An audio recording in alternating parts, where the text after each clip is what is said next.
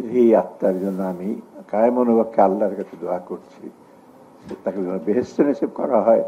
তার সহধর্মী শাহানা আছে, নওরিন এবং নূর আছে, তারা অন্যান্য শোক সন্তপ্ত পরিবার যেন এই একটা বিশাল ক্ষতি যেন বহন করতে পারে।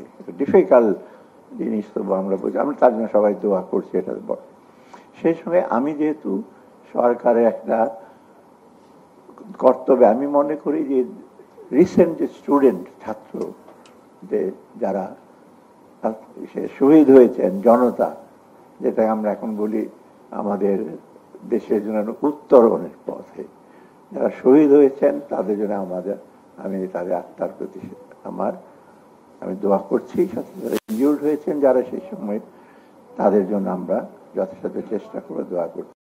আমাদের একটা নতুন দায়িত্ব, তাদের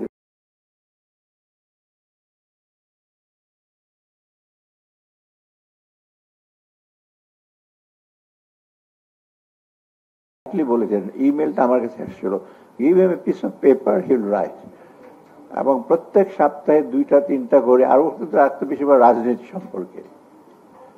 আমিও তো অর্থনীতিকে বলতাম, সেটাকে বড় ছিল রাজনীতি। সে আবার যখন বক্তৃতা দিত, ফ্লুয়েন্টলি বাংলা ইংরেজিতে সে করতো আর কি, খুব ইলোকুয়েন্টলি বক্তৃতা দিত। একটা জিনিস ঢাকা ফোরামে অনেকগুলো সেমিনার করেছে, আমার মনে পড়ে মাস দেড়েক আগে, তাই না, সবুজ মারা যাওয়ার আগে, মানে হসপিটালে যাওয়ার আগে আমরা এখানে সেমিনার করলাম, সবুজ ওয়েবিনারে যোগ দিল। সেখানে তো অনেকেই ছিল, দেবপ্রিয় ছিল, আসিফ নজরুল ছিল, তাই না, মানে যারা আপনার অনেকের নামটা দেখতে পাচ্ছেন, সিভিল সোসাইটি সবাই ছিল, যেহেতু আমরা আমন্ত্রণ দিই, এবং সেটা ছিল বাংলাদেশের ভবিষ্যৎ।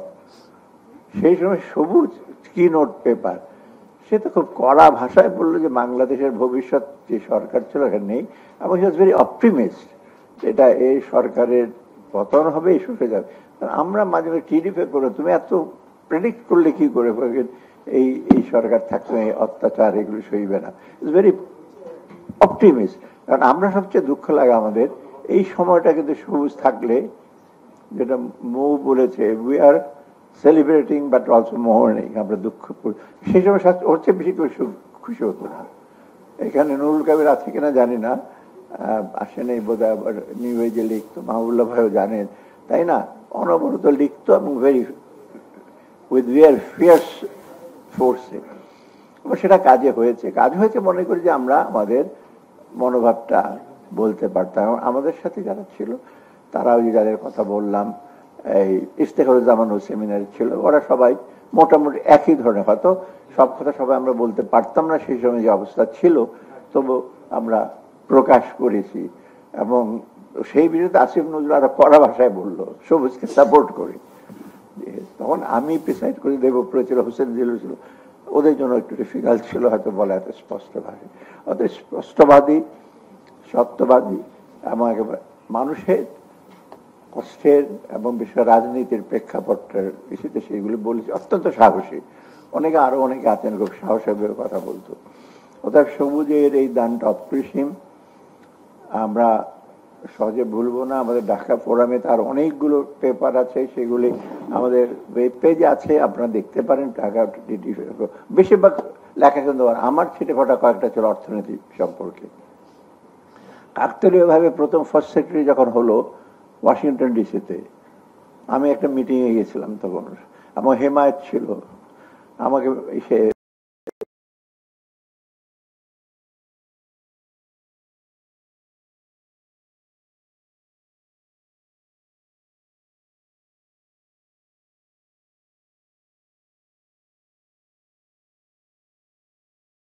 বেশ কয়েকদিন ছিল, তখন মৌ ছোট ছিল বোধহয়, খুব বেশি না। আমি মাঝে মাঝে যেতাম টিউবে চলে, মৌ আমাকে মাঝে মাঝে টিউব স্টেশন ড্রপ, যা হোক সেই সময় লাগেজটা পেলাম। কাকতালীয় ভাবে আবার ইজিপ্টে গেলাম, ওর বাড়িতে আমরা অতিথি হয়েছিলাম, অ্যাম্বাসেডার ছিল। ইজিপ্টটাও আমি গিয়েছি, ইজিপ্টে এসে বেড়াতে। আর জাপানে গিয়ে ডক্টর ইউনুস তার গ্রামে এসে আমাকে সালাউদ্দিন আপনাকেও যেতে হবে, চলেন। আরো 2 জন ছিল, এবং ডক্টর ইউনুস একটা বক্তৃতা দিলেন টোকিও ইউনিভার্সিটি। এটা আপনার জানা, টোকিও ইউনিভার্সিটিতে জাপানিজরা ফালতু কথা শুনতে আসে না, ফালতু কথা বলেও না। টোকিও ইউনিভার্সিটিতে সেই দিন মানে লোকে লোকারণ্য। সবুজ ছিল, পরে সবুজের বাসায় আমরা খাওয়া দাওয়া করলাম একদিন। তো এই স্মৃতিগুলো মানে ভোলার না। আর একটা জিনিস পজিটিভ, মানে নট রিয়াক্টিভ। রিয়েক্ট করতো থিওরিটিক্যালি, সে দেখবেন পজিটিভ অ্যাটিটিউড, যে চেঞ্জ আসবে, এটা করতে হবে, ওটা করতে হবে, ওই সেন্সে যেটা আমার আমাদের বাঙালিদের মধ্যে থাকে না। আমি সাধারণত অফিসারদের প্রথমেই বলি যে আমার প্রথম বি পজিটিভ, অ্যাকশনের সবিচিতে বলছে আপনারা একটু এখানে রিয়াক্টিভ হবেন না, প্রতিক্রিয়া। কারণ আমি এক্সাম্পল, আমি অর্থনীতির সামনে 10টা কথা বললাম, এই আগের গভর্নর ছিল, সব করে ফেলেছি, সব হয়ে গেছে আমার সামনে। আমি বললাম বাংলাদেশ ব্যাংক, সে বলি আমরা সব করে ফেলেছি, আর 10টার মধ্যে 2টা তো সত্যি হবে। এগুলো শোনার ধৈর্য ছিল না, এটা আপনারা জানেন, বিশদ বিবরণ করবো না, শোনার ধৈর্য তো ছিল না। আমি বলতাম যে আপনারা আমার কাছে বলবেন, আর আপনাদের কথাবার্তা আমরা শুনবো। তো সব তো শুনে ফেলা যাবে না, আবদার, অনেক আবদার থাকতে পারে, সেগুলো শোনা যাবে না। কিন্তু মানুষের স্বার্থে, দেশের স্বার্থে আমরা কাজ করব। এবং সবুজের এই দর্শনটা ছিল লেখায়, বক্তৃতায়। আমি আর দীর্ঘায়িত করবো না আমার বক্তব্য। এটা খুব ভারাক্রান্ত বিষয় আমার জন্য, খুবই। আর প্রায় ওর সাথে যখন অপারেশন হবে, আর আগের দিন আমাকে দোয়া করো, তারপরে অপারেশন করার পর তো আমি খালি সে খোঁজ নিলাম অন্যদের মাধ্যমে।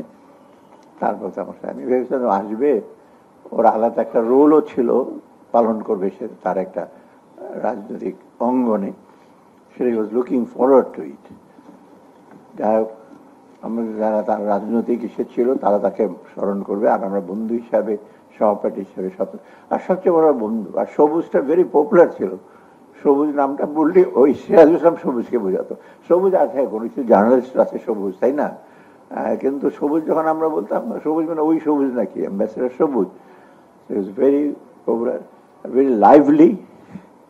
মাঝে মাঝে আমার সাথে তর্ক হতো, আমার বন্ধু টিডিএফ জানে। তাই আমি মাঝে মাঝে বলতাম, আমাকে তো সারাদিন তোমার উপরে আমি বেশি কথা বলে ফেলছি। আমি একটু মাঝে মাঝে গোসা করতাম, এই বলে ফেললো, but with good spirit, good intention. আমরা সবুজকে সবসময় মনে রাখবো। আরেকটা জিনিস মনে রাখা মানে সে যেগুলো আদর্শ, যেগুলি করেছে, সে করে বিশ্বাস করতো, সেগুলো আপনার বাস্তবায়ন করা, সেই জিনিসগুলো আমরা মনে রাখতে চেষ্টা করব। আপনাদের সবাইকে ধন্যবাদ।